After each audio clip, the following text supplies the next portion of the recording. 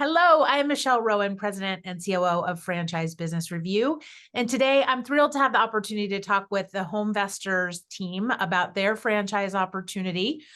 Please welcome today Larry Goodman. Larry has over 35 years of real estate experience and 15 years in various roles in investment and asset management, and joined the HomeVestors team in October of 2022 as the COO, and today serves as their CEO. Even if people don't necessarily know the HomeVestors brand, they probably know your signs, your billboards that people see. They do. The We Buy Ugly Houses, and has your little caveman. Is he still part of your marketing and has been since the beginning? So yeah, so you probably recognize that from the consumer side. And then I also have today with us John Holman, who is a development agent. So he's working with all the people that are looking to become part of the HomeVestors franchise organization. John has helped many franchisees launch their business and achieve success. And many franchisees even say that John has been a major part of their success. And that probably comes from the fact that he was also a franchisee before he became the development agent for the brand. So welcome to you both today. Thank you for joining me to talk a little bit more about what you guys are doing over at HomeVestors. Thank you, Michelle. Glad to be here. Awesome. So let's start with a little background on the HomeVestors and FBR relationship. So we started working with you all in 2005. You guys were one of the first 10 companies to work with us. I just went back and looked this up. So early adapters and the importance of getting feedback from your franchise owners. So that's always great to celebrate. You have received over 37 awards over the last 18 years, including you have the coveted Hall of Fame award winner, which goes to brands that have been on our list for over 10 years. So congratulations on that. And just this year alone, over 350 franchisees completed the survey this last round. And based on the feedback that we received, you have lots of awards, including the top 200 overall franchise satisfaction award winners, top recession-proof franchise, and a top franchise opportunity as a low-cost investment. So that's a lot. And so I want to just start with why is franchisee feedback important to you guys as far as from a corporate standpoint, or knowing kind of what's happening with the franchisees on your from your standpoint, John, and how you use that in when you're talking to candidates. So Larry, if you want to talk first about Sure. How is that feedback? How is it used by the team? Why is it important? Yeah, it's a great question. If you really think about it, we have a large system. There's a lot of franchisees in the system, but the fact of the matter is, from a franchisor, we're not in the field. Our franchisees are in the field. And the only way we can continue to improve the system and give our franchisees the greatest chance for success, and success is defined differently for everyone, is to listen to feedback. And we take great pride into listening to feedback and trying to help shape the company based on what the franchisee sees every day. Love that. And John, how about you? How is the feedback important to you from the existing franchise owners, and how does that translate to what you're doing with people looking to become a HomeVestors franchisee? Michelle, the feedback from franchisees is very important to both HomeVestors and the DA organization. Franchisees are our shared customers, and our mission for both HomeVestors and the DAs is to help these franchisees become successful. So the feedback from them is critically important to both of us to help us adjust what we do and improve it every day to make sure that the franchisees are successful. And we've got a great track record of success with these franchisees. Yeah, that's great. And I think your experience being a franchise owner also helps you. You've been there. So you've been in the market and done the work. So I think that also gives you a great perspective to share with people looking to join the brand as well, which is amazing. So tell me, what do you guys think makes a really successful franchise owner in your system, as far as what kind of skills or types of people are you looking for that are a good fit for what they're doing once they become a franchise owner? Yeah, I can start. So when we look at it, I think of a couple things. So the first is an entrepreneurial spirit, right? Someone who is confident, they're curious, they aspire to grow, they aim to try new things. It's really, really important. The second and most important thing for our brand is someone who has an outgoing and relationship focused personality, because they have to want to help people. While our business is a real estate business, right? Our franchisees are, for the most part, fix and flip. They're buying homes, they're renovating, they're selling them. It's not about the home. It's about the person. This is all about a business that if you want to help people to find individuals who are in a situation that need our assistance, that could use our assistance, and this is the business for them. But it's less about the home. The home is secondary to it. Okay, so you don't need to have a real estate license or real estate selling experience to come into HomeVestors? You do not, and I think John could give a lot of history about successful franchisees. In fact, a lot of times they are sometimes even more successful, at least initially, not having real estate experience because they don't have bad habits to break. Yeah. Right. So we do have many that do, and they want the system, right? How they can do that much better. But there's plenty who, the corporate refugee, they want to be their own business person. They want to do their own thing, and we can give them those tools. And I think John could expand on that.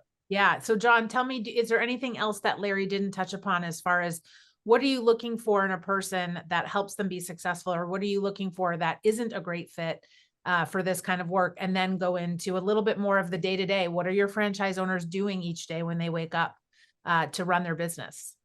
Yes, thanks, Michelle. I would echo what Larry said. The best fit for us in terms of franchisees is people that want to control their own destiny, build their own legacy, and they've got to be independent enough to be problem solvers. But as Larry said, it's very, very important that they genuinely care to help people, because although we seem to be in the real estate business, and we're really in the business of helping people with real estate problems. And not everybody is a fit for us. Not all sellers are a fit for us, but for those sellers that are, it's critically important that our franchisees show the empathy and sympathy and truly have a desire to help other people out of a problem that involves real estate. As far as people the franchisees that work best for us are ones that simply are determined to build their own legacy and have the energy and focus to really execute this business correctly. And it works for people that don't have any real estate background and for those that do. And as Larry said, it's quite often better if they don't come with real estate background, because they don't have to unlearn habits.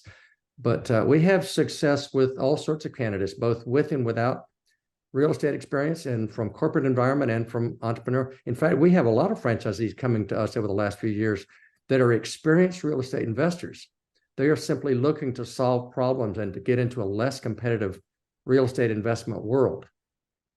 And as to what they do on a daily basis, Michelle, all franchisees in our shared model, and franchisees in a given market, Atlanta as an example, they form a co-op. We call it the Ad Council.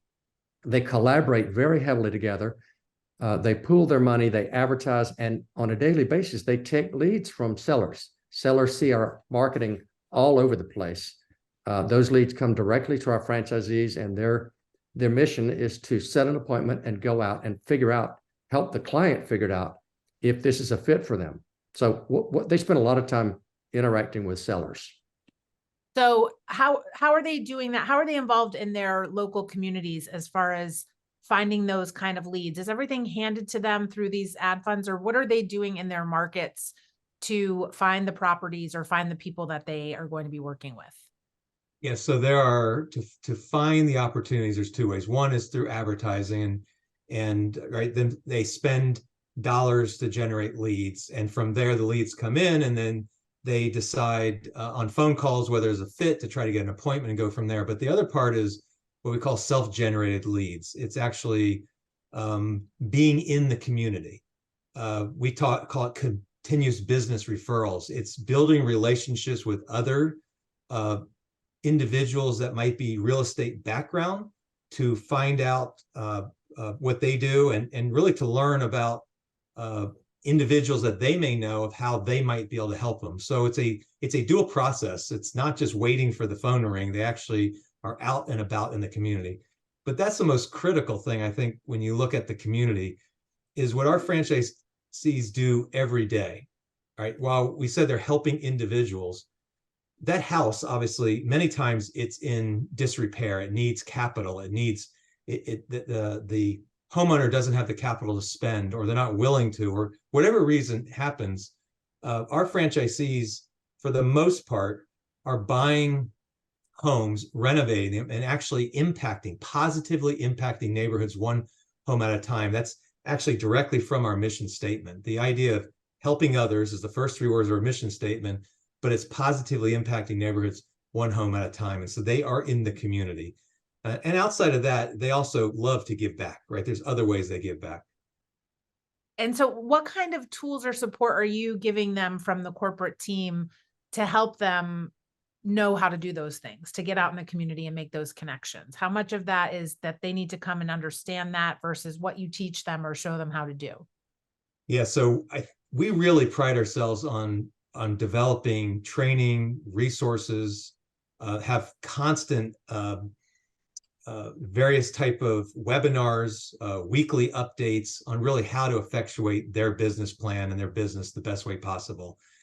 You know, the idea of someone coming in, the fact is everyone comes from different backgrounds, and some have great experience in certain things, and other areas they need some assistance. And so we don't take it for granted that when it comes to developing leads and developing relationships, we're there to help them and guide them. And so this is the feedback loop, right? This is the part of the franchise system of where they need assistance. And we call it the self-generated leads. We call it dig leading and continuous business referrals. And we are continuing update those materials to help guide them on best practices to be successful. Great. So John, how about when a franchisee gets started with you, do they need to have a physical space and an office? And what are they looking for as far as the number of employees, or can they start this on their own and scale? Like from the beginning, what does it look like? And then as they grow the business, are they going into a different type of model of number of employees or space? Yes, great question, Michelle. In terms of number of employees and space, I would say the vast majority of our franchisees start the business either solo or with one partner, quite often a spouse or significant other. And also the vast majority of them don't have an office. The majority of them work from home. The ones that get to the top 10% tend to develop a big enough team that they need an office. And quite a lot of those top performers have an office, but we have a very large number of very successful franchisees that have never had an office outside the home and have a very modest team, quite often 2-3 people perhaps. So the good news is it doesn't require a lot of employees and very little overhead. So it's an easy business to scale in that sense. Yeah, that's what I was going to say. And with you popping up on the low cost awards, I figured that was probably the way you can get started, which takes a lot of that risk out as far as covering the amount of your monthly spending that you're doing and kind of grow into needing that space. And the other challenge is a lot of business owners just can't find the help they need. So being able to start it with yourself, with a partner, and kind of grow it as you need help to bring in, and topping out at 3, 4, 5 people, I think is much more manageable than when you think of trying to manage a 20-person team and there's turnover. So those are both excellent ways to kind of ease into the business a little more confidently. That's right.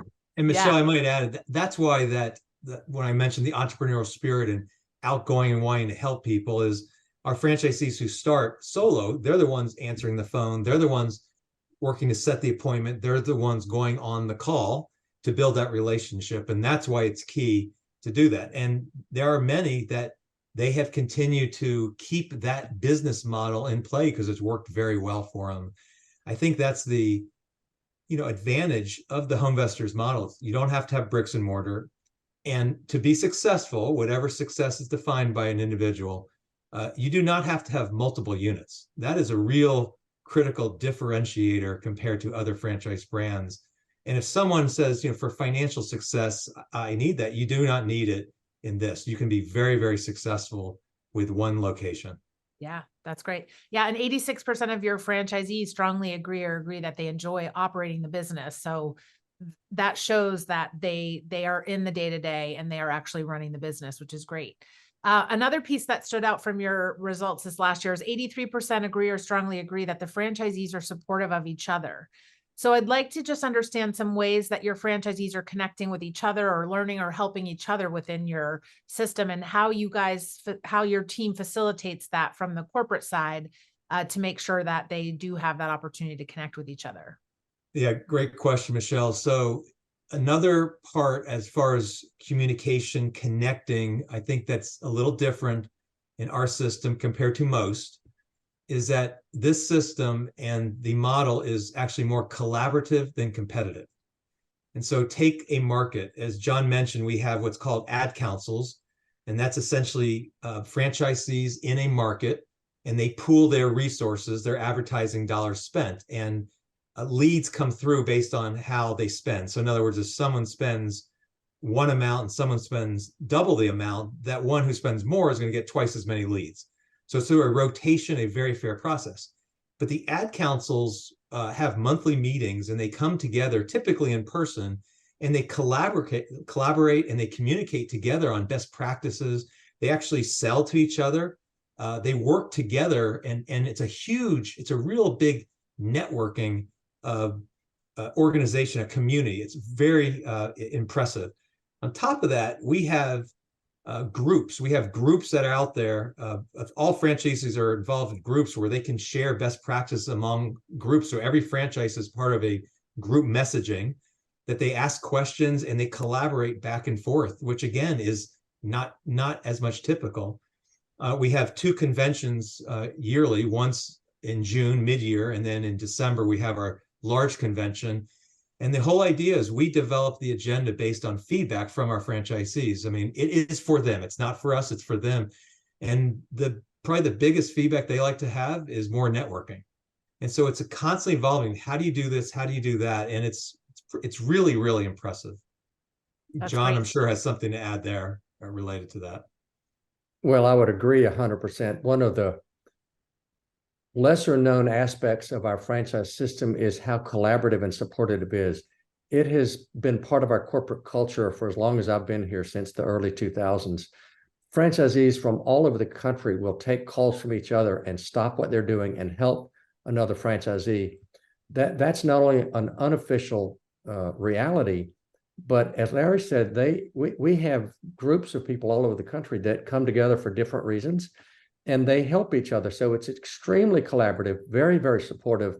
And honestly, it's one of the reasons for our very widespread success. These franchisees, they join the company, they buy a franchise, but then they realize they've actually joined a family, because they get lots and lots of support, not only from their local franchisees and their own DA, but from franchisees all over the country. We've got franchisees that go to these conventions Larry was talking about that make long-term, lifelong friendships with other franchisees from various parts of the country. So it's a very, very supportive, collaborative organization. I think much more so than most franchise systems. Yeah. And I always say, that's really the power of a franchise system that candidates becoming a franchise owner should take advantage of, because you have all access to all these people that are running a business exactly like yours. So there's so much to learn that can kind of shorten your learning curve, or help you avoid, better than best practices, avoid the wrong decisions or the wrong direction that you're headed in. So, tapping into your fellow franchisees is a great practice to get into right away. So that's wonderful. And Michelle, I just want to add one other Yeah. part, which is critical for success of our franchise system, is the development agent model. And as you indicated, John was a very successful franchisee who became a development agent. The development agent is really the mentor to those franchisees for the life, right?